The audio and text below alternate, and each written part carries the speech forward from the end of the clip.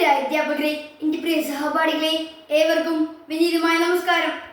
യാതൊരു കാലഘട്ടത്തിൽ മാറിവരുന്ന ജീവിത സാഹചര്യങ്ങളിൽ കുട്ടികൾ നിരവധി ഭീഷണികൾ നേരിടുന്നു. അതീവ ഗൗരവമേറിയ വിഷയത്തെക്കുറിച്ചാണ് ഞാൻ നിങ്ങളുമായി സംസാരിക്കാൻ ആഗ്രഹിക്കുന്നത്. സുഹൃത്തുക്കളെ, നമ്മുടെ കുട്ടികൾ പൊതുസ്ഥലങ്ങളിലും വിദ്യാലയങ്ങളിലും എന്തിന് നമ്മുടെ വീടുകളിൽ പോലും ഇന്ന് സുരക്ഷിതരാണോ? നേര് കാട്ടേണ്ടവർ നെറുകേട് കാട്ടുമ്പോൾ, വഴിയൊരുക്കേണ്ടവർ പെരുവഴിയിലാക്കുമ്പോൾ, ചേർത്ത് പിടിക്കേണ്ടവർ കയറി പിടിക്കുമ്പോൾ, സമൂഹത്തിന് മുൻപിൽ വിറങ്ങലിച്ചു നിൽക്കുന്ന അനേകം ബാല്യങ്ങൾ ഇന്ന് വെറും പത്രമാധ്യമ വാർത്തകൾ മാത്രമായി മാറുന്ന കാഴ്ചകളാണ് നമുക്ക് ചുറ്റിലും.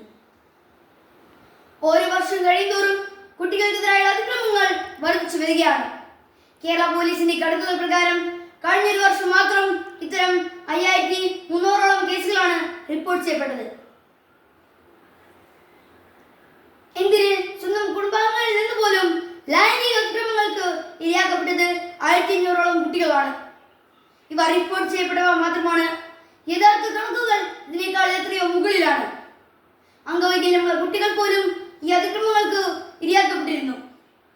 ഇതെല്ലാം നടക്കുന്നത് ദൈവത്തിന്റെ സ്വന്തം നാടെന്നറിയപ്പെടുന്ന സാക്ഷര കേരളത്തിലാണ്. ഓർക്കണം, 2012 പോക്സോ ആക്ട് നിലവിൽ വന്നുവെങ്കിലും ഇന്ത്യയിലെ നഗര ഗ്രാമ വ്യത്യാസമില്ലാതെ ഓരോ മണിക്കൂറിലും 2 കുട്ടികൾ വീതം ലൈംഗിക അതിക്രമങ്ങൾക്ക് ഇരയാക്കപ്പെടുന്നു എന്നത് കണ്ണുപൊത്തുന്ന നിസ്സംഗതയുടെ തെളിവാണ്. ഇന്ന് കുട്ടികൾ നേരിടുന്ന മറ്റൊരു വെല്ലുവിളിയാണ് ലഹരി. അവരറിയാതെ അവരിലേക്ക് ഒഴുകുന്ന ഈ വിഷം എത്രയോ ബാല്യങ്ങളെയാണ് മുളയിലെ നുള്ളുന്നത്. കളിസ്ഥലങ്ങളിലും എന്തിന് വിദ്യാലയങ്ങളിൽ പോലും ഇന്ന് ലഹരി എത്തുന്നു. ഈ UNODCയുടെ കണക്കുകൾ പ്രകാരം 18% കൗമാരക്കാരെ കുട്ടികൾക്കും ലഹരിയുടെ ഉപയോഗം പരിചിതമാണ്. ഇതിനെല്ലാം പുറമെ ഈ ഡിജിറ്റൽ യുഗത്തിൽ പിഞ്ചു കുഞ്ഞുങ്ങൾ പോലും അടിമകളാക്കി തീർക്കപ്പെട്ട മറ്റൊരു ലഹരിയാണ് മൊബൈലും ഇന്റർനെറ്റും.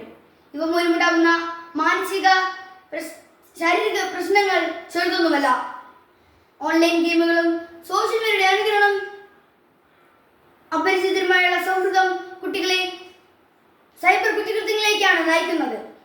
കുട്ടികളുടെ സുരക്ഷാ നിയമങ്ങൾ കർശനമായി നടപ്പിലാക്കണം. വീട് ഇറങ്ങി കാണാമെത്താക്കുന്ന ബാല്യങ്ങൾ ഇന്ന് വെറും നിത്യസംഭവങ്ങൾ മാത്രമാണ്. ഇതെല്ലാം നമുക്ക് യാതൊരു സംഘങ്ങളെയും ലഹരി മാഫിയകളെയും പരിശാലമെങ്കിലും ചിലപ്പോഴെങ്കിലും മാതാപിതാക്കളും വിദ്യാഭ്യാസ നയങ്ങളും ഇതിന് ഉത്തരവാദികളല്ലേ?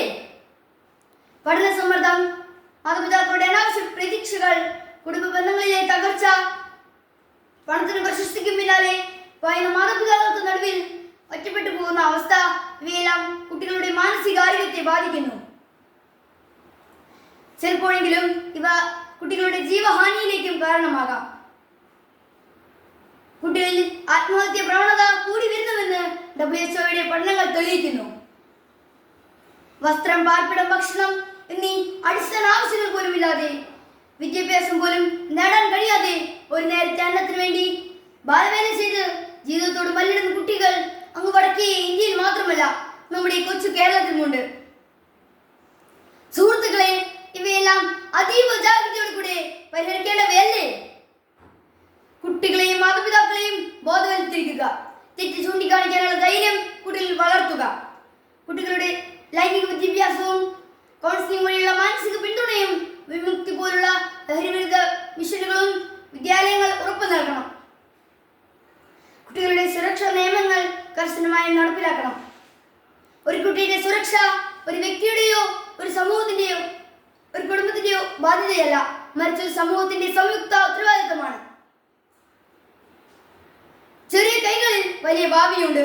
ആ കൈകൾ ഞെരുക്കപ്പെടാതിരിക്കാൻ, ഇനി ഒരു ബാല്യവും പിച്ചു ചിന്തപ്പെടാതിരിക്കാൻ നമുക്ക് ഒത്തൊരുമിച്ച് പ്രവർത്തിക്കാം. നന്ദി.